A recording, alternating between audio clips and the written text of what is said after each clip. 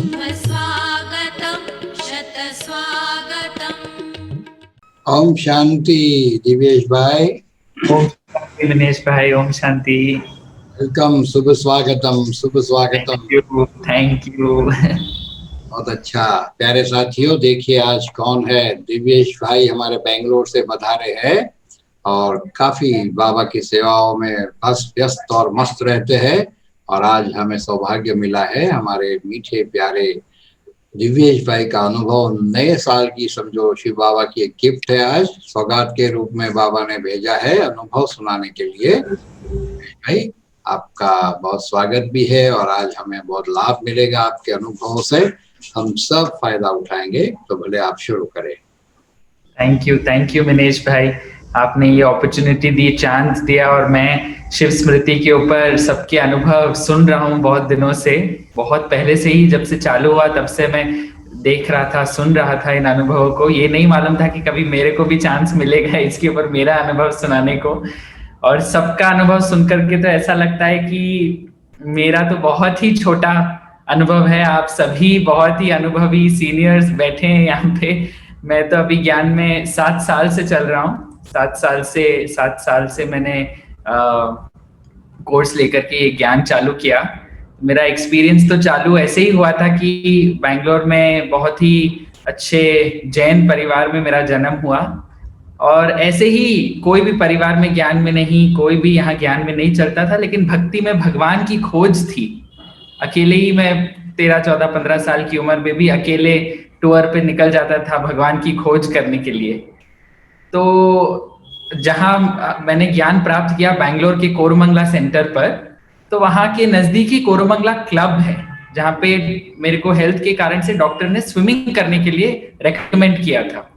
तो मैं उस समय 18-19 साल का था, तो मैं स्विमिंग करते करते आया, तो मैंने देखा राज योगा मेडिटेशन का बोर्ड है, प्लीज कम लर्न मेडिटेशन, जो हमारे संस्था का नॉर्मल बोर्ड लगा रहता है सेंटर के सामने, तो वो लगा था। हालांकि इस रास्ते से आना जाना बहुत सालों से होता रहता था, लेकिन उसके ऊपर कभी ध्यान इतना गया नहीं। उस दिन ड्रामा अनुसार पाठ खुलना था, तो बस उस दिन मैंने कोर्स चालू किया। 7 दिन मेरा कोर्स पूरा हुआ। 8वें दिन से मैंने मुरली चालू करी, आज तक मुरली मिस नहीं करी। तो यही मेरा अनुभव। माना बुद्धि ने एकदम 1 सेकंड में पहचान लिया कि हाँ यही भगवान है, इसमें कोई डाउट, कोई शक, कोई क्वेश्चन। हाँ, ज्ञान का स्पष्टीकरण धीरे धीरे हुआ, लेकिन दिस इज गॉड, ये मेरा पिता है, यही भगवान है, वो जैसे कि बहुत ही क्लियर मेरे को बाबा ने ही जैसे समझा दिया था। और उस समय मेरे को याद है कि शांति की शक्ति का गीत, जो हमारा ट्रैफिक कंट्रोल बजता है, वो बज रहा था और बहनें बैठ करके मेडिटेशन कर रही थी, लाल लाइट लग रही थी। तो मेरे को मालूम नहीं चला ये क्या चल रहा है, क्या हो रहा है यहाँ पे, ये क्या मैं सही जगह आया हूँ। लेकिन फिर वो जब गीत सुना मैंने, तो उससे इतनी आकर्षण हुई, और मैंने जब कोर्स स्टार्ट किया तो बुद्धि जैसे स्वीकार करती गई कि हाँ this is correct, this is correct, this is correct. ऐसा था कि जैसे रिपीट हो रहा है, मैं कुछ नया नहीं सुन रहा हूँ। तो ये मेरा फर्स्ट अनुभव बाबा के घर में रहा। और फिर मैंने 8वें दिन से ही मुरली पढ़ना चालू कर दी। तो मैं दीदी से मांगता था, दीदी मेरे को मुरली दो। तो दीदी सोचते थे अभी नए बच्चों को तो इतना मुरली हम देते नहीं है, आप थोड़े दिन रुको, थोड़े दिन। फिर उन्होंने देखा कि 1-2 मास में ही मैं डेली मुरली मिस नहीं कर रहा हूँ। बहुत धारणाओं में मैं और जैन परिवार के थे, तो घर में लहसुन प्याज और वो खान पान की मर्यादाएं तो पहले से ही कम ही थी। बहुत रेयरली हमारे घर में लहसुन प्याज आता था, लेकिन बहुत कम। तो उस कारण से उस खान पान के ऊपर भी मेरे को परहेज करने में बहुत मुश्किल नहीं हुई। लेकिन हुआ ये था कि 3 मास मैं बैंगलोर में रहा, और परिवार बैंगलोर का ही है, और अभी भी वापस बैंगलोर में ही हूँ। और मेरा लंदन की यूनिवर्सिटी में, लंदन से 2 घंटे की दूरी पे लीड्स है, तो लीड्स में मेरा यूनिवर्सिटी ऑफ लीड्स में मेरा एडमिशन हो चुका था। जब मैं ज्ञान ले रहा था एक्चुअली, तब मेरा वो ब्रेक पीरियड चल रहा था। तो मैं 3 मास मैंने यहाँ कोर्स किया और मुरली सुनी 3 मास, और फिर मैं यूके चला गया। तो यहाँ से बहन जी से मैं पत्र लेकर के गया। हमारी यहाँ कोरमंगला की गीता बहन है, बहुत, जिन्होंने मेरे को पक्का करके पालना दे करके इतना आगे बढ़ाया। 40 साल की समर्पित बहन है हमारे, अंबिका बहन के कनेक्शन में ये सेंटर चलता है कोरमंगला का। तो मेरा यूके जाना हुआ, और यहाँ से ही मैं पत्र लेकर के गया था। और हुआ ऐसा कि मेरे सारे दोस्त बैंगलोर से 3-4 लोग जो गए, उनका अकोमोडेशन एक तरफ था, यूके में लीड्स के हमारे यूनिवर्सिटी का जो अकोमोडेशन था, और मेरा अकोमोडेशन कहीं और था, और मेरा अकोमोडेशन बिल्कुल अलग था। अलग किचन, अलग बाथरूम, अलग अपना रूम, छोटा सा कमरा जैसे अलग था। पहले तो मैंने समझा कि बाबा क्या इसमें रहस्य है कि सारे मेरे फ्रेंड्स अलग है, मेरे को अकेला अलग रहना पड़ेगा। लेकिन वो जो घर मेरे को ड्रामा अनुसार मिला था वो सेंटर के बहुत नजदीक था, जैसे मैं पैदल ही सेंटर जा सकता था। तो फिर वहां पे मैंने कोर्स यहाँ किया, ज्ञान यहाँ लिया, लेकिन वहां धारणाएं, नियम, और वहां के डेविड भाई हैं लीड्स के, उन्होंने मेरे को बहुत पक्का कराया, और वहां की पालना मैं कभी भूल नहीं सकता। जैसे मैं समझता हूँ मैं ज्ञान में पूरा पक्का वहीं से बन करके बैंगलोर आया। तो वहां तो जैसे मैं पढ़ाई निमित्त मात्र करने गया था, डेली सेंटर पे जाना, सेवाओं में सहयोग देना, और बाबा का मिलन वगैरह का प्रोग्राम जो भी होता था उसके पहले से भट्टियां अटेंड करना। तो उन लोगों को भी लगता था ये तो अभी 5-6 महीने का बच्चा है, ये कैसे इतना पक्का हो गया है। तो उनको भी लगता था कि हाँ इसमें कुछ बात है, बाबा इसको सच में आगे बढ़ा रहा है। और उसी समय फिर जैसे मेरा 1 साल पूरा होने लगा, तो मैं तो जैसे पढ़ाई तो मेरी हो ही रही थी, यूनिवर्सिटी तो मैं हार्डली अटेंड करता था, जाता था हफ्ते में 2-3 लेक्चर होते थे, अटेंड कर लेता था। बाकी मैंने पूरे यूके का चक्कर लगाया, ब्राह्मण परिवार के साथ घूमा फिरा, पिकनिक, मौज मस्ती, जो बचपन के दिन भुला न देना बाबा बोलता है, बहुत ही मजे मस्ती में मेरे दिन निकले। और वहां के अनुभव बहुत गहरे थे मेरे। अकेला ही जैसे कोई भी विघ्न आता था तो लगता था बाबा मेरे साथ है। जैसे हम वहां की मुरली 6:15 6:30 चालू होती थी, तो जो मेरा रास्ता था वो थोड़ा सुनसान रास्ता था, और 5:45 हमको निकल जाना होता था। एक बस जाती थी मेरे घर से लेकर के सेंटर तक, और उसमें एक ही बहन, बीके बहन, और मैं रहता था। तो जैसे बाबा हमारे लिए बस भी चला रहा है हमको सेंटर लेके जाने के लिए, और वो बस मिस हो गई तो बस उसके बाद कोई फिर लेट पहुंचते मुरली के लिए। और रास्ते में फॉक्स, जिसका हिंदी में तो जैसे भेड़िए बोलो या फॉक्स बहुत थे उस रास्ते में। फिर भी जैसे मैं चल रहा हूं तो निडर होकर के, जैसे झुंड है 8-10 फॉक्सेस का, तो भी कोई डर नहीं। और कुछ भी हो जाता तो बाबा मेरे साथ। मतलब बचपन का वो इतना नशा था। मेरे को एक इंसिडेंट याद आता है कि मैं यूके में था और मैं किसी सेंटर पे ही, ऑक्सफोर्ड के रिट्रीट सेंटर में कुछ प्रोग्राम के कारण कुमारों की भट्टी के लिए गया। और जब मैं आ रहा था तो मैंने टैक्सी बुक करी, तो मेरा फोन टैक्सी में छूट गया। और मैं हमेशा टैक्सी बुक करके बैठता हूँ, और इस बार मैंने क्या किया था, जैसे बस स्टॉप से मैं उतरा और जो टैक्सी सामने दिखी उसमें चढ़ गया। तो मैंने ना टैक्सी नंबर देखा था, ना ड्राइवर का कोई अता पता था। और रात के ऑक्सफोर्ड से वापस मेरे घर लीड्स आते आते रात के 11-12 बज चुके थे, और इंडिया में तो आधी रात थी, और मेरे पास फोन भी नहीं कि मैं इंडिया में अपने माँ बाप को फोन करूं या सेंटर पे फोन करूं या सेंटर भी जाऊं। घर की चाबी तो मेरे पास थी, लेकिन मोबाइल नहीं, कोई कांटेक्ट नहीं, कुछ नहीं। रात के 12-1 बज गए थे। फिर मैंने अपना जो भी सामान था अपने कमरे में रखा, और मैं बाहर आया कमरे के, और मैं खड़ा रहा। टैक्सी तो वहां से चली गई थी, लेकिन जैसे मेरे को एक स्ट्रॉन्ग फीलिंग आ रही है कि आप इस दिशा में जाओ। तो रात के 1-2 बजे एकदम मैं निडर, आज भी मेरे को वंडर होता है कि मैं वो क्या कर रहा था आधी रात को उस दिन। तो मेरे को लेकिन निश्चिंत था कि गया तो गया फोन, बट ऐसी एक प्रेरणा आ रही थी कि आप इस दिशा में जाओ। और मैं उस दिशा में गया, चलते चलते शायद 2-2.5 किलोमीटर हो गए रात के। और ना मेरे पास पैसे थे, थोड़े बहुत कुछ, फोन तो चला ही गया था, सामान मैंने अपने रूम में रख दिया।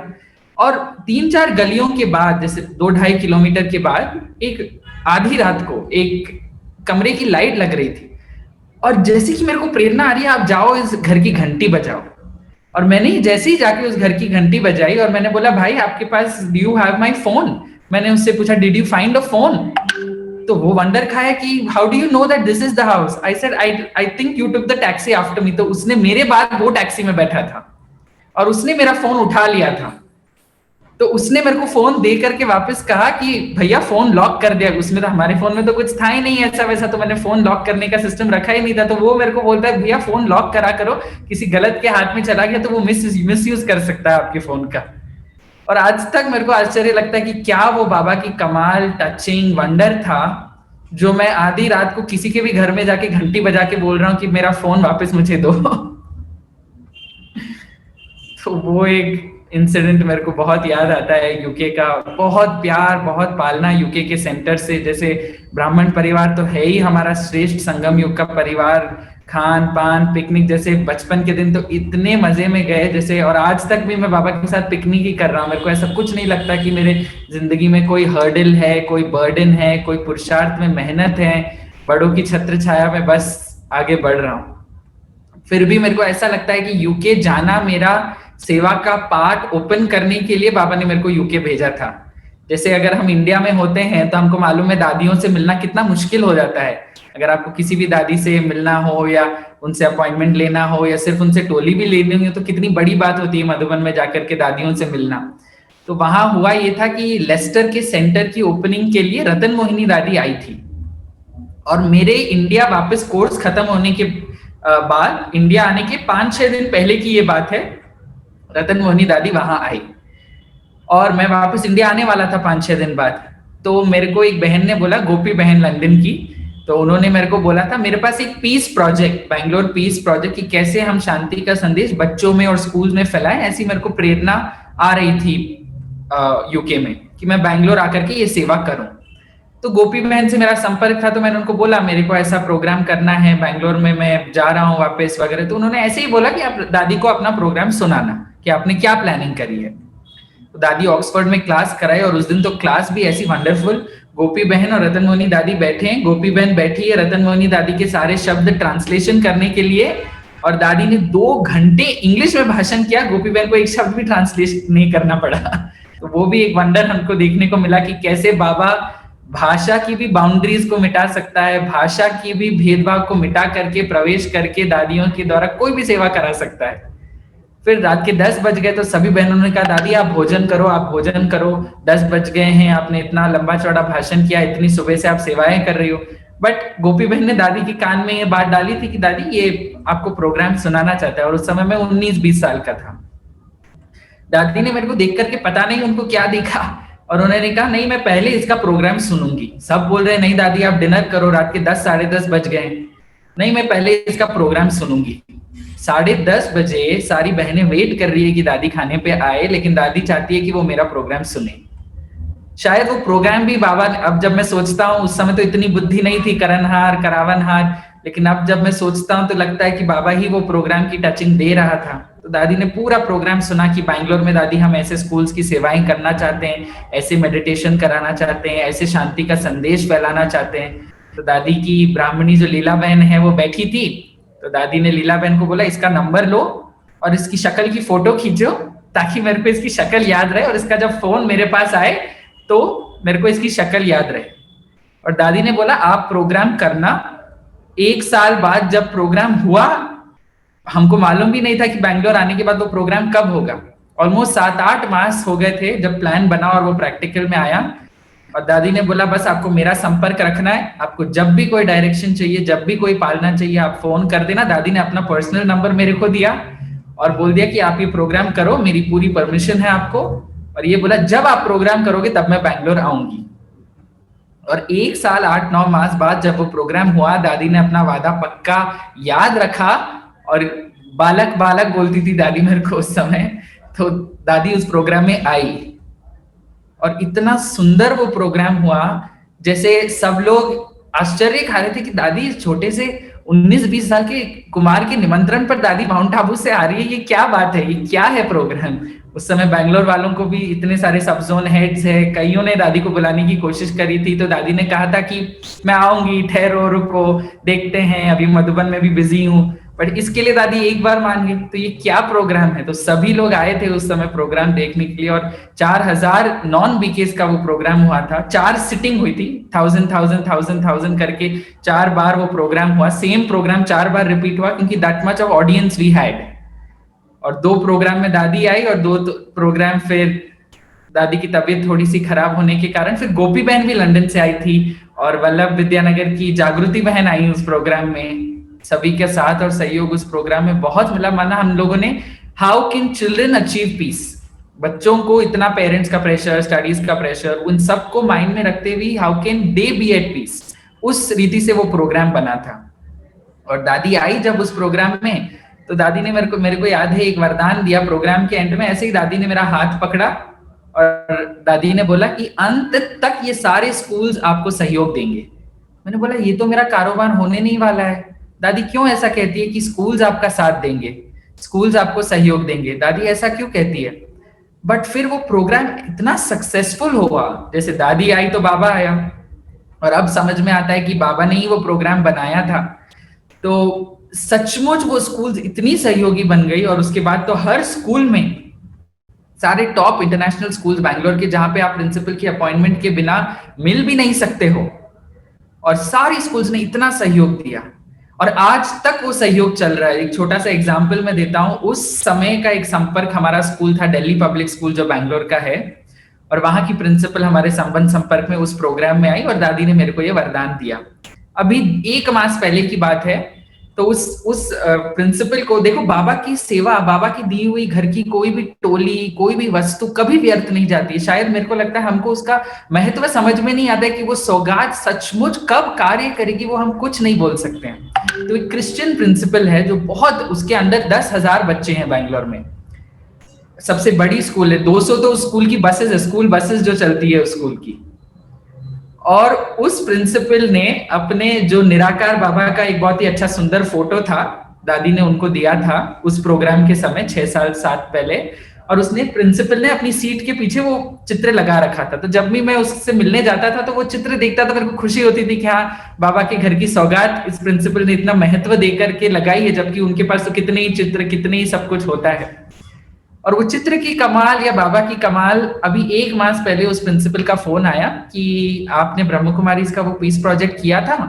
तो अभी शिवानी बहन भी, मैं समझती हूँ कि ब्रह्म कुमारी से जुड़ी हुई है, और सभी उनका भाषण बहुत पसंद करते हैं। She is a Christian principal and the management of the school is Muslim, and she says कि ऑल इंडिया की हमारी एक प्रिंसिपल्स की मीटिंग है, जहां पे 1000 प्रिंसिपल्स सीबीएसई स्कूल्स के सारे इंडिया के मिलने वाले हैं। हम चाहते हैं कि उस कॉन्फ्रेंस की, उस मीटिंग की शुरुआत शिवानी बहन के भाषण से हो। और बाय चांस मेरा संपर्क भी था शिवानी बहन से, तो I contacted her and she agreed, and principal ने भी उनसे बात कर ली, सब प्रोग्राम फिक्स हो गया। और अभी उनका 1 मास पहले वो स्कूल के प्रोग्राम में उनका स्पीच भी हुआ, जहां इतने सारे top principles all over India ने वो प्रोग्राम अटेंड किया। कहने का भाव, जो बीज दादी ने 2013 में बोया, मेरे को मालूम भी नहीं कि वो किस किस रीति से फलीभूत हो सकता है, और वो इस लेवल तक, बाबा का चमत्कार, एक फोटो ने, दादी की दृष्टि ने, दादी के बोल ने, माना बाबा ने ही दादी के द्वारा जो करा और जो कराया, आज तक भी विश्वास नहीं होता है कि ऐसा भी हो सकता है, ऐसी भी कमाल बाबा ने करके दिखाई। और इट फील्स वेरी गुड कि दादी ने इतना साथ और सहयोग दिया। तो ये फिर तो बहुत सारे प्रोग्राम्स हुए। फिर 3 साल बाद हमने एक और प्रोग्राम किया, जिसकी प्रेरणा मेरे को अमृत वेले आई थी, और हमारी कोरमंगला की गीता बहन है। माना ड्रामा इतना एक्यूरेट है कि जिस आत्मा को जिस सेंटर पे रहना है, जिस टीचर से पालना लेनी है, कौन कैसा, कहाँ व्यक्ति किसके पास जाना, इतना एक्यूरेट ये संगम युग का खेल, संगम युग का ड्रामा बना हुआ है। क्योंकि मेरे दिमाग में बहुत प्लान्स और प्रोग्राम्स आते हैं, और बाबा ने ऐसी ही मेरे को कमाल की बहन दी है, जो she is also senior citizen, 40 साल से समर्पित है, लेकिन जो यंगस्टर्स नहीं समझ पाते, वो प्लान इतना इजी से समझ जाती है, और हमेशा आगे बढ़ा है कि नहीं, आप करो ये प्रोग्राम, आपको जो सहयोग चाहिए आपको मिलेगा। तो उनके सामने मैंने अपना थॉट रखा कि दीदी, ऐसा मेरे को संकल्प आ रहा है कि सत्युग के, लोग विश्वास नहीं करते कि सत्युग जैसी दुनिया आ सकती है। आप बोलो ऐसा महल होगा, ऐसा पुष्पक विमान होगा, 36 वैरायटी हम लोग खाएंगे, दिन में इतनी बार ड्रेस चेंज करेंगे, तो लोग विश्वास नहीं करते हैं कलयुग में रहकर के कि ऐसी दुनिया आ सकती है। तो मेरे को ऐसी प्रेरणा आती है दीदी कि हम सत्युग के सीनरीज का एक प्रोग्राम करें, जिसका नाम होगा कल सुनहरा, कि आने वाला कल कैसा होगा, आने वाला भारत कैसा होगा, कैसे ये परिवर्तन होगा, कि लोगों को विश्वास तो हो कि दुनिया बदल सकती है। वो बीज तो हम बोएं, और सत्युग आ सकता है, स्वर्ग आ सकता है, इतना तो उनको फील हो। तो ये मैंने दीदी के सामने रखा, तुरंत हाँ आप करो।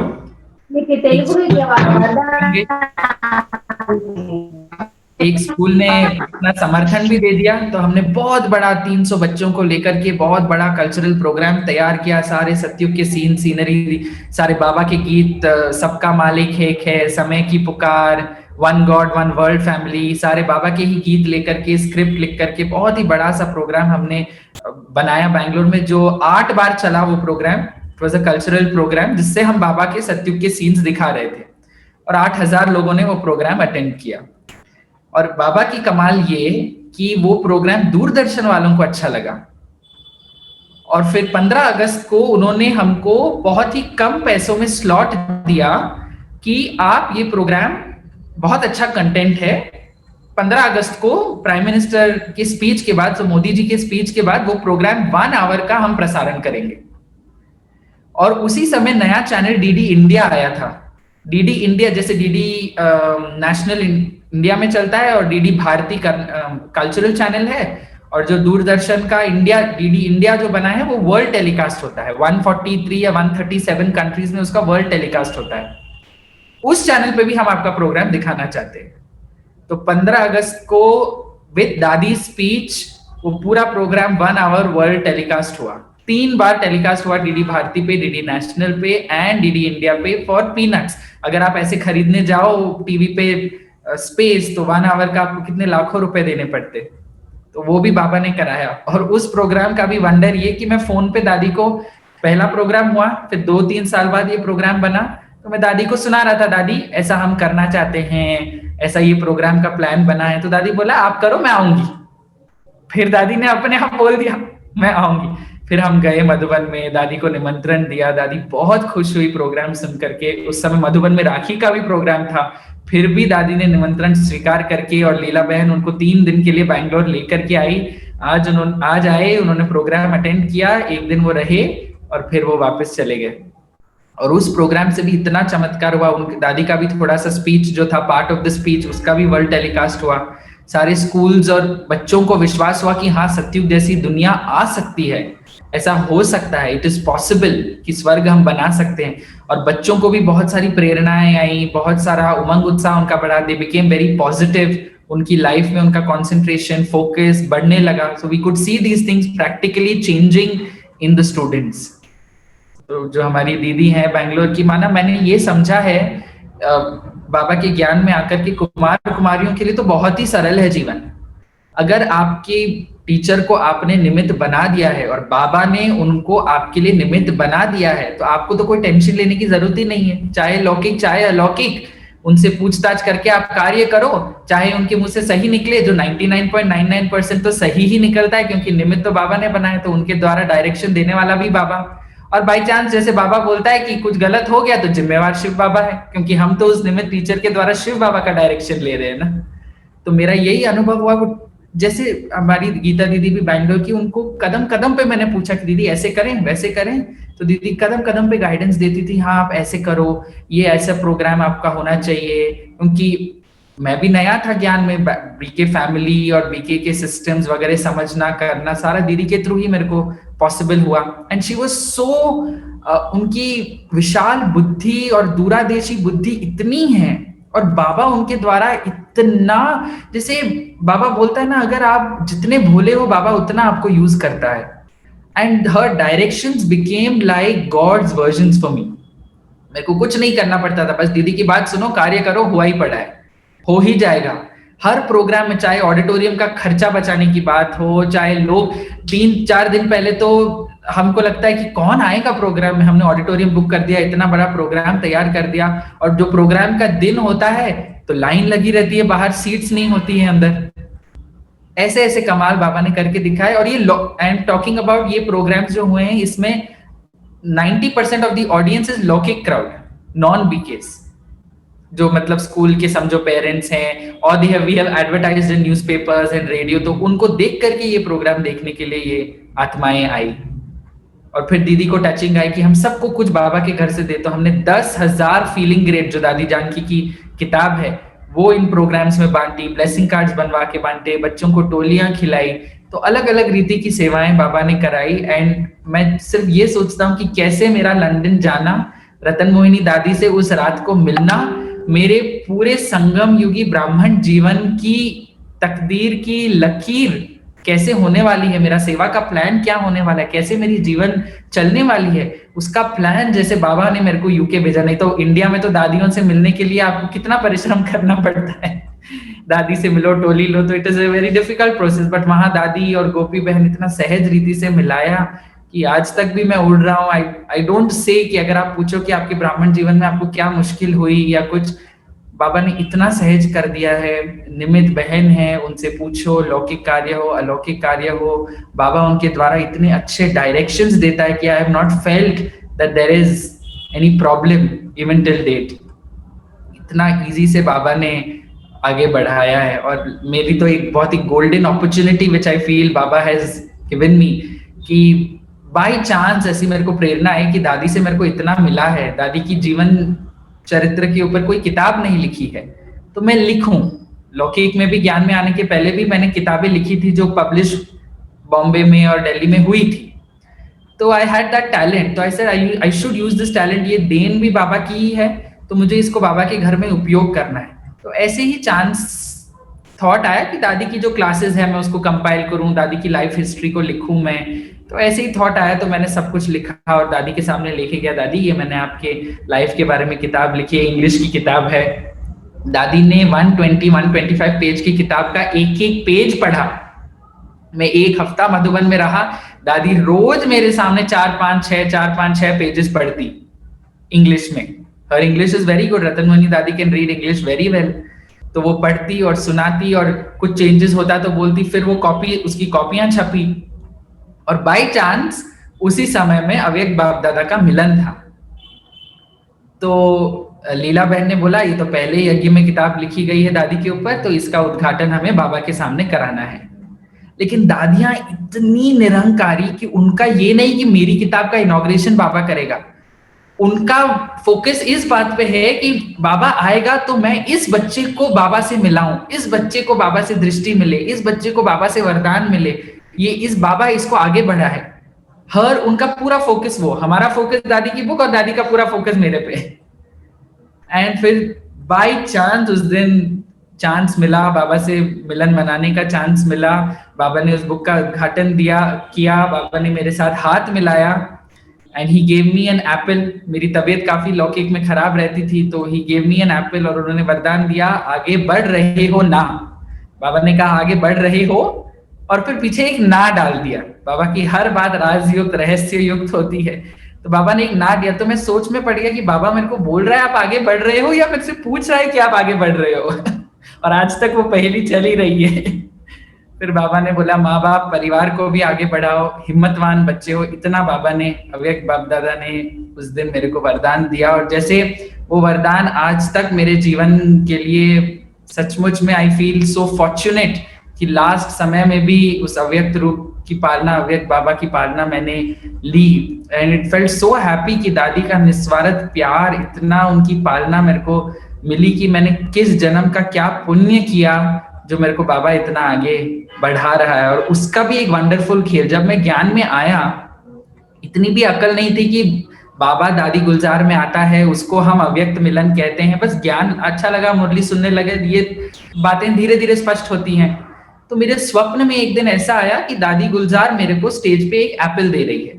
तो मैंने अपने यूके वाले भाई को बोला कि दादी गुलजार आई मेरे स्वप्न में और मेरे को उन्होंने एप्पल दिया। तो उस भाई ने मेरे को प्रश्न पूछा है आपको कैसे मालूम कि वो दादी गुलजार थी या बाप दादा है। फिर भी मेरे को वो प्रश्न भी समझ में नहीं आया। मैंने बोला कैसे ये बाप दादा क्या, तो हाउ विल आई डिफरेंशिएट, जब फिगर रूप दादी गुलजार का है तो क्या वो अव्यक्त बाप दादा है या दादी गुलजार की तरफ से एप्पल है। और फिर 3 साल बाद जब मेरे को स्टेज पे बाबा ने एप्पल दिया तो फिर मेरे को वही स्वप्न याद आया कि यही तो वो सीन था जो मैंने स्वप्न में देखा था ज्ञान में आने के समय। फिर 3 साल बाद उस स्वप्न का महत्व मेरे को मालूम चला कि कितना बाबा किस किस रीति से पालना देता है, और अव्यक्त तो होकर के भी सचमुच वो इतना प्यार, इतनी पालना वो देता है और इतना आगे बढ़ा रहा है कि वंडर में वंडर है कि ही इज अनइमेजिनेबल।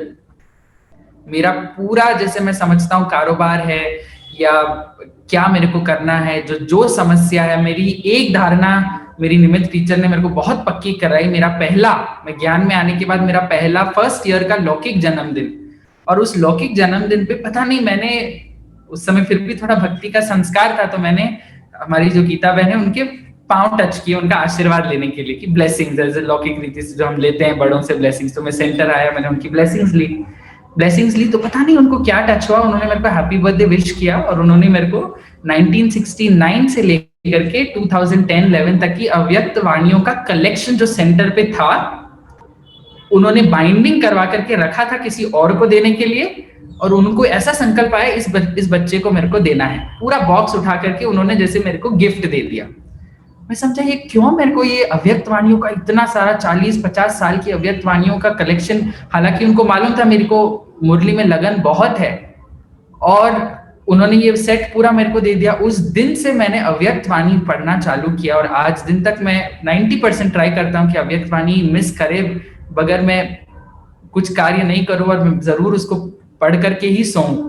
और मैंने ये रियलाइज किया कि ऐसी कोई बात नहीं है, चाहे वो सूक्ष्म वतन की हो, चाहे वो बाबा के पाठ के बारे में हो, चाहे वो हमारे जीवन कैसा हो, लौकिक कार्य अलौकिक कार्य, सेवाएं कैसे हो, विनाश हो सत्य हो, हर बात बाबा ने अव्यक्त वाणियों में इतनी स्पष्ट करी है। और ऐसा लगता है कि जब मेरे दिन का कारोबार जैसे चलता है, अव्यक्त वाणी भी मुझे वैसी ही मिलती है। मेरे को चाइना जाना हुआ तो उसी दिन की अव्यक्त वाणी में बाबा चाइना ग्रुप से मिल रहा है। मैं अगर बॉम्बे जा रहा हूं तो उस दिन की साकार वाणी में बाबा बॉम्बे को याद कर रहा है। मैं दिल्ली गया तो बाबा दिल्ली को याद किया, कलकत्ता गया तो बाबा ने साकार वाणी में कलकत्ते को याद किया। जैसे वंडर लगता था कि बाबा सचमुच कब 1969 साकार में कब बाबा ने वो वाणी चलाई, मैंने कब जन्म लिया, मैंने कब अलौकिक जन्म लिया, मेरा प्लान दिल्ली में या कलकत्ते में जाने का कब हुआ, लेकिन बाबा मेरे को मुरलियों के द्वारा बता रहा है। तो मुरलियों पे और भी निश्चय बढ़ा कि सचमुच ये परमात्मा के जो महावाक्य हैं, जो बाबा बोलता है एक एक वर्जन लाखों करोड़ों रुपयों का है, अमूल्य रतन है। तो सचमुच बाबा के ये वर्जन हम कितना ना इसको रिस्पेक्ट दें कि इससे हमको कितना बेनिफिट है।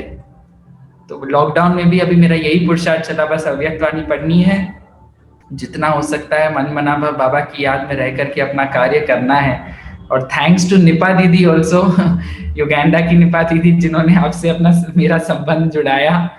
उसकी भी हिस्ट्री वंडरफुल है कि आना एक्चुअली वेदांती बहन को और सीता माता रवांडा की, कुंजू बहन कॉन्गो की और निपा बहन उनके साथ आने वाली थी वेदांती बहन। हम लोग यहाँ बहुत एक भट्टी का प्रोग्राम करने वाले थे, लेकिन दीदी की हेल्थ खराब हो गई, वेदांती दीदी की, उनको थोड़ी सी प्रॉब्लम हुई थी तो वो नहीं आ पाई। लेकिन इन तीनों बहनों के टिकट बने हुए थे, तो दीदी ने बोला कि आप अगर if you are okay in Bangalore then हम इन तीनों बहनों को भेजे टिकट। तो इनका बन ही चुका, और फिर ये यहाँ से मधुबन जाने वाले थे।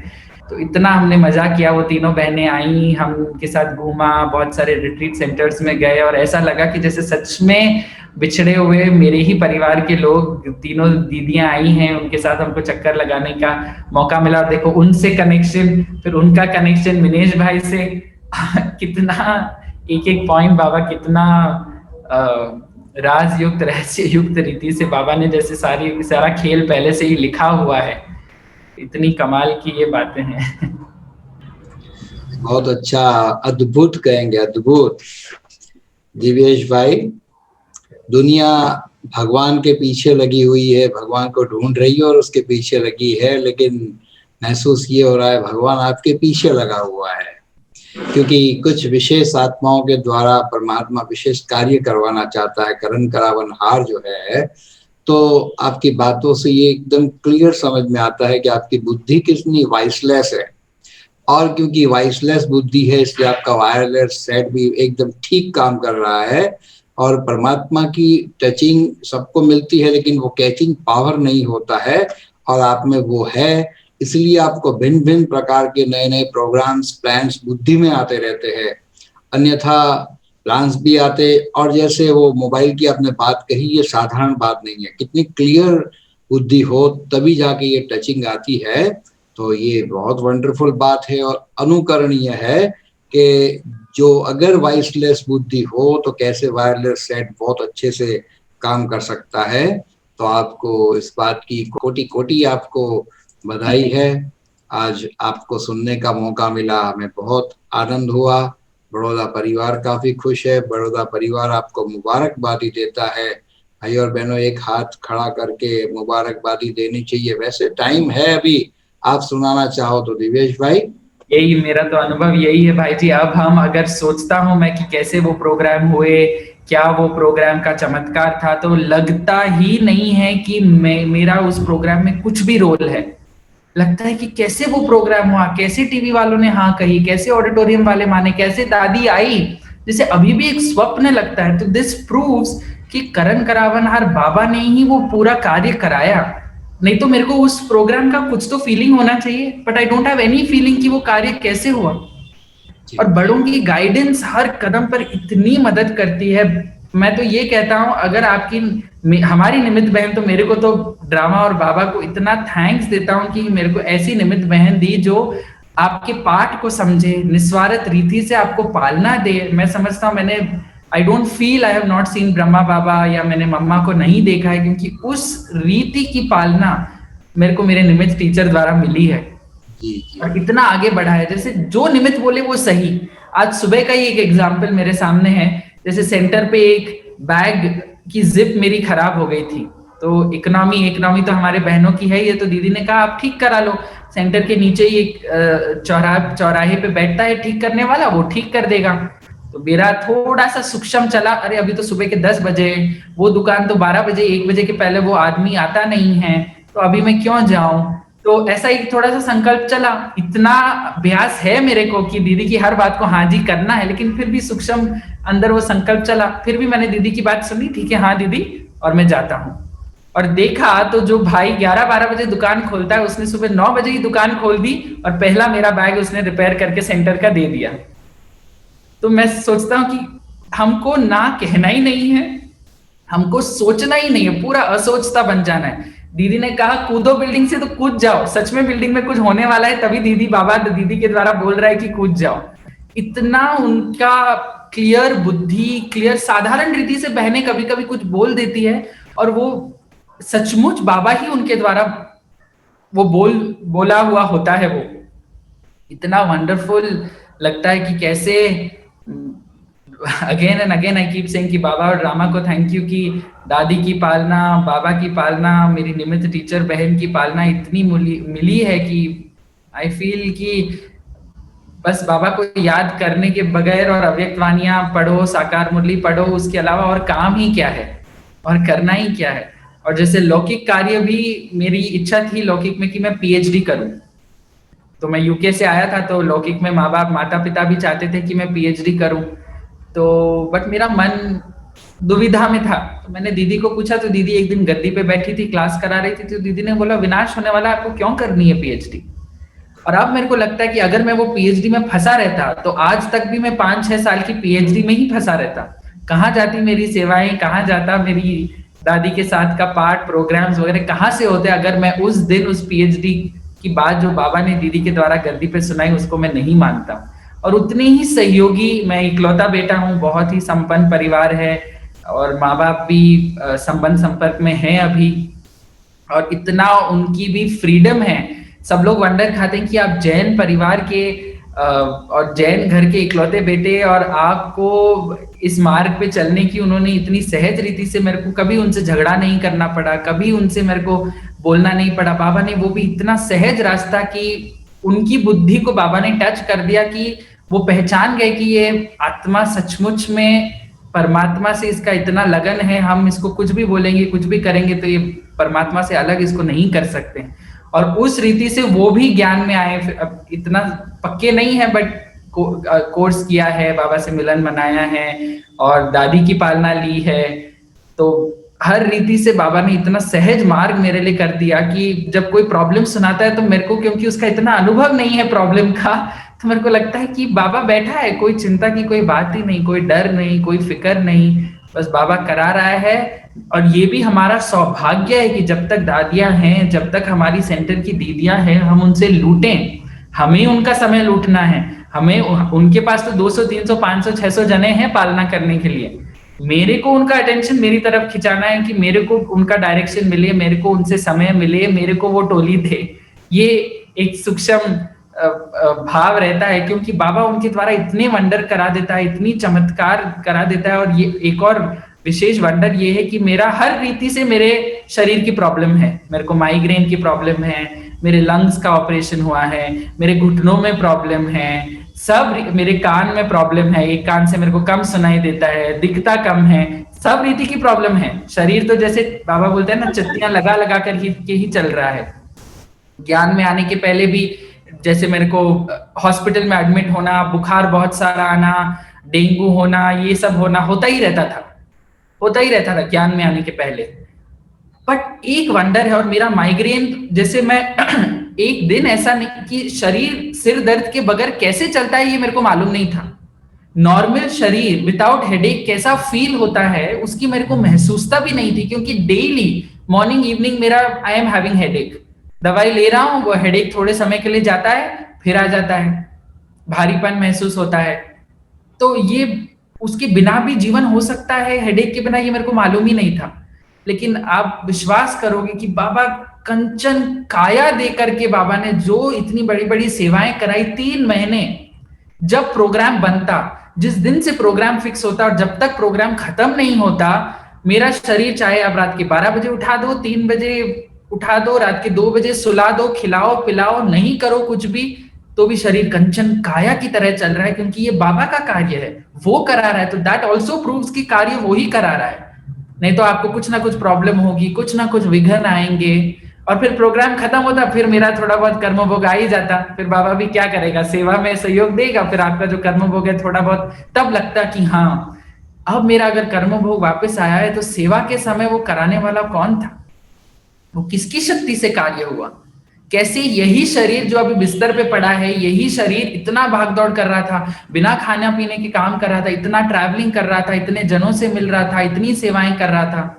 और उस समय ये भी है, हमारी जो सेंटर की बहन है गीता बहन, उनको जैसे अन्नपूर्णेश्वरी हम मानते हैं हमारे सेंटर में, सचमुच अन्नपूर्णा देवी है वो। उनके हाथ से जो बने और जो वो खाए उसका मन हृदय सब तृप्त हो जाए। कभी आज जब तक लॉकडाउन के लास्ट संडे तक भी हमारे सेंटर पे जो भोग बनता था, और संडे हमारे सेंटर पे कम से कम 130-140 मेंबर्स आते हैं, और पुरानी बहनों का इतना बाबा से लगन और बाबा से प्यार इतना जिगरी है कि उनकी धारणाएं कितनी पक्की है, कोई भी लीनियंस नहीं। And she is a sugar patient, she takes 4 injections in a day insulin के, फिर भी आपको ये लगेगा नहीं कि वो शुगर पेशेंट है, लगेगा नहीं कि ये दवाइयों पे इनका शरीर चल रहा है, क्योंकि बाबा उनको मैंने साकार में देखा है। 150 जनों का भोग भाई जी हर संडे को वो खुद बनाती थी, खुद मिक्स करती थी, खुद परोसती थी। सोचो आप कौन सी सीनियर बहन, 40 साल की समर्पित, खुद पेशेंट, 64 इयर्स उनके शरीर की आयु, 150 जनों के लिए भोग बना रही है विदाउट माताओं का सहयोग, without, because she is so पक्का कि मेरे को शुद्ध अमृत वेले में बना हुआ भोजन बाबा को स्वीकार कराना है। इतनी आत्माएं आ रही है, उनको बाबा का प्रसाद मिले, उनका हृदय शुद्ध हो, और अन्न से इतना मन परिवर्तन। हमारे सेंटर की ये विशेषता है कि लास्ट लॉकडाउन के लास्ट संडे तक भी, जब तक सेंटर ओपन था और संडे का प्रोग्राम, संडे का जो अव्यक्त मुरली के साथ और भोग का प्रोग्राम हमारे सेंटर पे चलता था, लास्ट संडे तक भी बाबा ने उनके हाथ द्वारा ही भोजन बनवाया, सबको खिलाया। मना इतना उनकी कमाल है। और ऐसा एक बार का तो मेरा भी अनुभव है, जैसे वो खड़ी है किचन में और वो भोग मिला रही है, she has back pain also, और बड़ा बर्तन है तो वो गैस के ऊपर भी नहीं है, वो नीचे है, तो she is bending and she is mixing. तो मेरे को जैसे उनका हाथ नहीं दिख रहा है, लाइट दिख रही है, तब मेरे को फील हुआ ये थोड़ी ही मिक्स कर रही है, बाबा ही इनकी भुजा बन करके वो भोग, नहीं तो 100 जनों का चावल मिक्स करो, उपमा मिक्स करो, हाउ इज इट पॉसिबल कि अकेला जो भाइयों का काम है, सीनियर सिटीजन बहन का काम थोड़े ही है, वो कर रहा है। तो सचमुच बाबा उनके द्वारा वो लाइट का हाथ ऐसा था। और उस दिन चाहे वो इंजेक्शन ले चाहे नहीं ले, सभी की आशीर्वाद, सभी की दुआएं उनको इतनी मिलती थी, रात को उनको नींद नहीं आती थी खुशी से, उनको इंसुलिन लेने की जरूरत नहीं पड़ती थी, जो थकान होती थी उनको नहीं फील होती थी, जबकि वो 2-3 बजे से उठ करके भोग बना रही है। तो प्रैक्टिकली मैंने देखा है, जो हम दादियों के अनुभव सुनते हैं, जो ब्रह्मा बाबा के अनुभव सुनते हैं कि ऐसा होता था यज्ञ में, बाबा ने मेरे को सब कुछ बहन के द्वारा दिखाया है कि कितने बड़े बड़े कार्यों में भी। अभी भी बैंगलोर में जब दादी जानकी आई थी, 25,000 जनों का ब्रह्मा भोजन 4-5 दिन तक कंटिन्यूस बना। और ये बहन जिसका खुद के शरीर का कोई ठिकाना नहीं, वो निमित्त बनी इतने जनों के कार्य को संभालने के लिए। बाबा ने कितना चमत्कार रीति से उनको सहयोग देके, and practically I have seen कि अव्यक्त बाप दादा ब्रह्मा बाबा कितनी सूक्ष्म मदद, हिम्मत, सहयोग, बल भर करके अपना कार्य कराता है, otherwise it is not possible. अब अगर हम सोचें कि हमें फिर से 25,000 लोगों के लिए खाना बनाना है, फिर से हमें करना है, तो इट फील्स कि दीदी खुद डरती है कि मैं नहीं कर सकती हूँ। अब कैसे उनके मुख से हाँ निकला, कैसे उन्होंने करा, और इतनी बेहद की भावना उनकी, चाहे शी इज बियॉन्ड, चाहे कोई भी हो, सबको सहयोग देना है, beyond the boundaries of zone, सब जोन, देश विदेश, सबके ऊपर वो जाकर के बेहद की भावना जो बाबा बोलता है टीचर्स में होनी चाहिए, इतना उन्होंने लिटरली मेरे सामने जैसे एक मॉडल बाबा ने रखा है। एंड आई एम सीइंग कि खुद की उनकी भी कर्म भोग इतना, शरीर की तकलीफ इतनी, बट खुद इतनी हिम्मत से, जैसे वो बोलती है कि मैंने तो हैंड्स अप कर दिया है, मेरा शरीर नहीं चलता है, बाबा जब तक चलाए मेरे को, बाबा जब तक रखे इस शरीर में आत्मा को, तब तक मैं चल रही हूँ, मैंने हैंड्स अप कर दिया है, बाबा जब शूट करना चाहे मेरे को वो शूट कर सकता है ड्रामा, और बाबा को मैंने हैंड्स अप कर दिया है। तो मैंने देखा है कि इतनी ही मदद बाबा उनको करता है, क्योंकि जो बात दादी के भी एग्जाम्पल में मैं वही कहूंगा, जो प्रोग्राम पीस प्रोजेक्ट का बैंगलोर का बना, वो प्रोग्राम कोई नहीं समझ पाया कि क्या भाई ये क्या कर पाएगा या नहीं कर पाएगा, 18-19 साल का लड़का है ये, क्या बड़ी बड़ी बातें करता है। बट बाबा ने जो दादी के द्वारा देखा, वो सचमुच ऐसा था जैसे कि मैं प्रोग्राम बता रहा हूं और दादी उस प्रोग्राम को प्रैक्टिकली देख रही है। नहीं तो दादी 1 घंटा अपना डिनर का टाइम छोड़ करके मेरे को टाइम क्यों देती, और वो शायद बाबा का ही टाइम था जो उनके द्वारा, जो दादी मेरे को दे रही थी। And she understood the program and she said आप करो इस प्रोग्राम में, मैं आऊंगी। एंड वो प्रोग्राम कब हुआ, 1 साल बाद, फिर भी दादी ने अपना वादा निभाया और दादी आई। So I feel all these experiences are the treasure of Brahmin life, और इतना हमको आगे बढ़ाती भी है, खुशी में लाती है, उमंग उत्साह में रखती है। हमको कुछ नहीं करना है, बस बाबा को याद करना है, अपने परिवार, ब्राह्मण परिवार से बहुत अच्छा संपर्क में रह करके आगे बढ़ते रहना है, बढ़ाते रहना है, उड़ते रहना है, उड़ाते रहना है। बड़ी बहनें बैठी हैं, जिम्मेवार वो हैं, सही हो गलत हो जिम्मेवार बाबा बैठा है। Specially for Kumars and Kumaris, मैं फील करता हूँ कि it is hardly, nothing is difficult at all. बहनें बैठी हैं पालना देने के लिए, they are ready to give you, you have to be ready to receive and you have to be ready to obey their orders and realize कि वो पालना नहीं दे रही है, बट उनके द्वारा बाबा पालना दे रहा है, उनके द्वारा बाबा डायरेक्शन दे रहा है। उस विषय में आपकी मनमत परमत कुछ मिक्स नहीं होनी चाहिए। फिर अगर आपने उस डायरेक्शन को स्वीकार किया तो रिस्पॉन्सिबल बाबा है और कार्य सफल हुआ ही पड़ा है। हर प्रोग्राम भाई जी हमारा ऐसे ही सफल हुआ है। एंड हम देखते थे कि जिस भी ऑडिटोरियम में, स्थान में प्रोग्राम होता था, बहन जी पहले से 3-4 दिन पहले से ही वहां योग करती, मुरली पढ़ती, सभी ब्राह्मणों को लेकर के जाती। तो कितना सूक्ष्म उस स्थान का वाइब्रेशन, वायुमंडल इतना पवित्र हो जाता कि जब प्रोग्राम चालू होता तो लोग, आत्माएं उस वायुमंडल में आती और उनको कुछ विशेष अनुभूति होती। और फाइनली वो पीस प्रोजेक्ट जो हमने बैंगलोर में मॉडल बना करके दादी के लिए, दादी जब आई थी तब किया, और दादी ने सहज रीति से कह दिया कि सारे स्कूल्स इसको सहयोग देंगे। और वंडर है बाबा का कि after Bangalore peace project we could do Kolkata peace project, we could do Delhi peace project, और वहां पर दिल्ली की मालवीय नगर में सुंदरी बहन जी ने सहयोग दिया हमको, कलकत्ते में कानन दीदी का सहयोग था। तो मेरे को स्मृति भी नहीं यूके में कि ये प्रोग्राम दिल्ली में या कलकत्ते में भी होगा, लेकिन बाबा जो फिक्स कर देता है वो बिना मेहनत, बिना परिश्रम, हमारे प्लान में हमको मुश्किल होती है, लेकिन जो प्लान ड्रामा और बाबा ने खुद फिक्स किया है वो खुद कराएगा वो प्लान, वो उसको खुद सक्सेसफुल, पूरा उसको सक्सेस देगा। पूरे बाबा की ब्लेसिंग से जो कार्य होता है तो वो तो सक्सेस हुआ ही पड़ा है। These things I have learn practically in my ब्राह्मण लाइफ, कि बस आपको बाबा की श्रीमत पर, बाबा के नियमों पर, बाबा की मर्यादाओं पर चलते रहना है और ढील नहीं देनी है। ये मैंने पर्सनल अनुभव से सीखा है कि रहम दिल, बाबा बोलता है रहम दिल बनो, लेकिन दूसरों के लिए रहम दिल बनना है। अपने ऊपर रहम नहीं खाना है कि एक दिन मुरली मिस हो गई तो चलेगा, एक दिन अव्यक्तवाणी नहीं पढ़ी तो चलेगा। सेल्फ पिटी इंग्लिश में बोलते हैं कि you should not pity yourself. आप खुद के ऊपर रहम खाओगे कि चलो आज तो मैं एक दिन मिस कर देता हूँ, मैंने ये भी नोटिस किया, एक दिन मिस होगा तो 3 दिन कब निकल जाएंगे, एक हफ्ता कब निकल जाएगा आपको मालूम ही नहीं पड़ेगा। और वही तो माया है। और माया है क्या? वो एक संकल्प ही तो माया है जो आपको मिस कराने में, अगर माया जीत गई तो खत्म। एंड देन 3-4-5 डेज तक वैसा ही आप मिस कर दोगे सारा अपना अमृत वेला मुरली।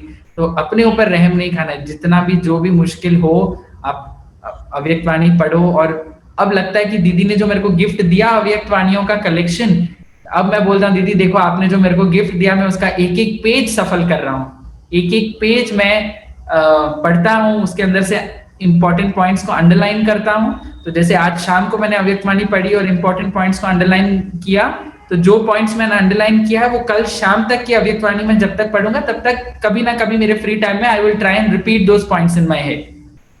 और चमत्कार है कि जो पॉइंट्स मेरे को उस दिन के लिए चाहिए होंगे, जो परिस्थिति मेरे सामने आने वाली होगी, चाहे लौकिक चाहे अलौकिक, चाहे कारोबार की, चाहे मेरे पर्सनल आंतरिक स्थिति की, स्वस्थिति की, चाहे जो भी हो, वो मेरे को अव्यक्त वाणी में मिल जाता है।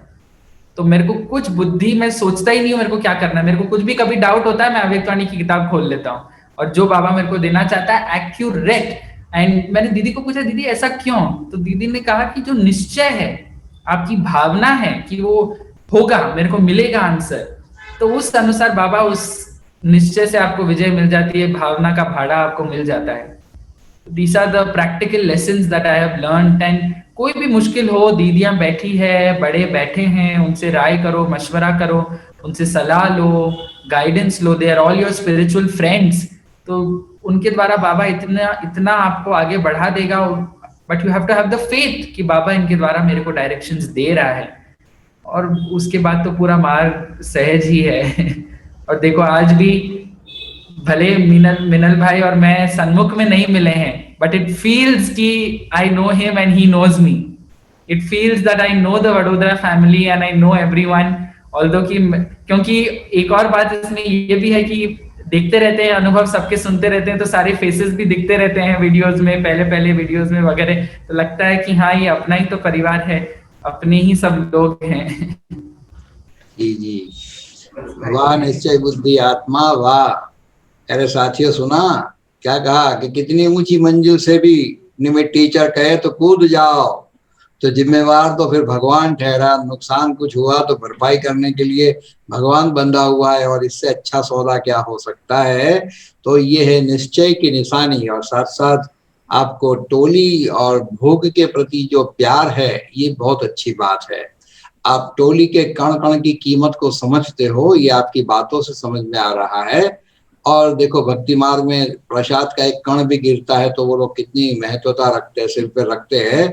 तो यकीनन ये बात है, टोली और भोग के द्वारा कितनी ही आत्माओं का तो उत्थान हुआ है, ये बिल्कुल राइट बात है। साथ साथ आपके मुख से बार बार जो बात निकलती है, निमित्त इंस्ट्रूमेंट जो टीचर है, इंस्ट्रूमेंट टीचर के प्रति जो आपका रिगार्ड है, ये जो है ना, यही आपको बाबा की मदद के लिए निमित्त बना देती है ये बात। क्योंकि निमित्त बनाया किसने है, और उस निमित्त को आपने समझा कि नहीं यही जो कह रहे हैं वो राइट है, ये बहुत बड़ी बात है। और ये हर ब्राह्मण जीवन के अंदर आवश्यक बात है जो बाबा ने सिखाई है। तो यथार्थ रीति से आपने बातों को समझा है। और देखिए प्यारे साथियों, इनकी उड़ान को देखना जो चाहते हो, इनकी उड़ान को ऊंचा करना पड़ेगा। और आसमान को, ऐसी ऊंची उड़ान है कि आसमान को भी फिर ऊंचा करना पड़ेगा। तो बहुत आज आपका अनुभव सुन करके खुशी हुई। बहुत सारी बातें आज जिन्होंने सुनी, कल सोशल मीडिया के द्वारा जो आत्माएं सुनेंगी उनको यकीनन आपके इस अनुभव के द्वारा खूब प्रेरणाएं मिलेगी। इसकी भी आपको बहुत बहुत बधाई है। चलिए कुछ पल उस प्यारे पिता की याद में बैठते हैं और फिर पूरा करेंगे। तो आप सभी को दृष्टि दीजिए। आपको भी बहुत बहुत बधाई और मुबारक भाई जी की एक इनिशिएटिव को इतने दिन तक लगातार रीति से कर रहा है। Is not easy. हम कुछ भी करते हैं, चाहे योग का प्रोग्राम हो, 10 दिन हो तो लगता है बस अब हो गया, बट अब इतने मंथ से कंटिन्यूसली इसकी रिसर्च करना, लोगों से बात करना, डेट्स फिक्स करना कर रहे हैं। I can imagine how much of effort and work goes into the background of this entire program। तो हम तो एक लिंक दबा के अटेंड कर लेते हैं, but there is so much of background work that goes and I am sure Baba सचमुच इन अनुभवों की खान से बहुत जनों को प्रेरणा मिल रही है प्रैक्टिकल में। My brother, same thing is happening here. जैसे आपने कहा कि बहन एक सीनियर सिटीजन बहन 100-150 लोगों का भोग ऐसे हाथ से हिला रही है, तो बाबा का हाथ था। निमित्त तो भले निमित्त होते हैं, लेकिन मूल बात बाबा बैकबोन बन के कराता है। तो ये जो प्रोग्राम इतने महीनों से निरंतर चल रहा है, निर्विघ्न चल रहा है, इसके पीछे भी बाबा का ही साथ है, बाबा का ही हाथ है। और आपको एक और बात बताता हूँ, वास्तव में ये जो कार्यक्रम चल रहा है, ये डायरेक्शन भी बाबा का है। बहुत बहुत सालों पहले अव्यक्त बाप दादा ने, हमारे आदरणीय डॉक्टर जैन भाई जी को अव्यक्त बाप दादा ने डायरेक्शन दिया था कि पुरुषार्थ को तीव्र करने के लिए अनुभव सुनो और सुनाओ। और ये जैसे ही लॉकडाउन शुरू हुआ तो उसी बाबा के डायरेक्शन को बस उठाया गया, उसी को फॉलो कराया गया। तो जब बाबा का ही डायरेक्शन है तो ये सफलता की जो सेहरा है वो हमारे सिर पे नहीं है, वास्तव में ये बाबा का कार्य है और बाबा प्रैक्टिकली करा रहा है। आई फील, जैसे आपने बात कही कि कहाँ आप, कहाँ हम, कहाँ नीपा बहन, और कैसे ट्रायंगल क्रिएट होता है, और सारे वर्ल्ड को इस तरह से ही कवर किया गया है। तो ये मिनेश भाई के हद की या बस की बात नहीं है मेरे प्यारे भाई, ये उस प्यारे पिता की ऑलमाइटी बाबा की कमाल है, हमारी कमाल नहीं है। तो बहुत अच्छा, चलिए कुछ पल बाबा की याद में बैठते हैं। ओके, ओम शांति। ओम शांति।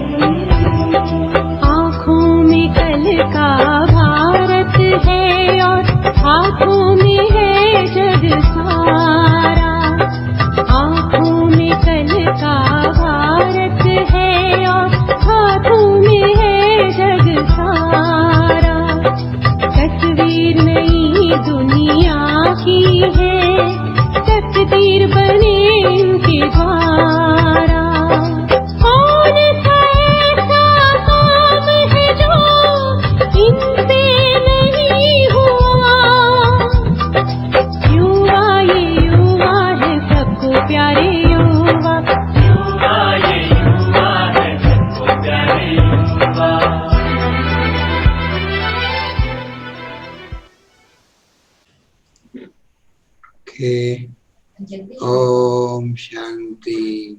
Thank you. गुड नाइट, शुभ रात्रि, शब्बा खैर।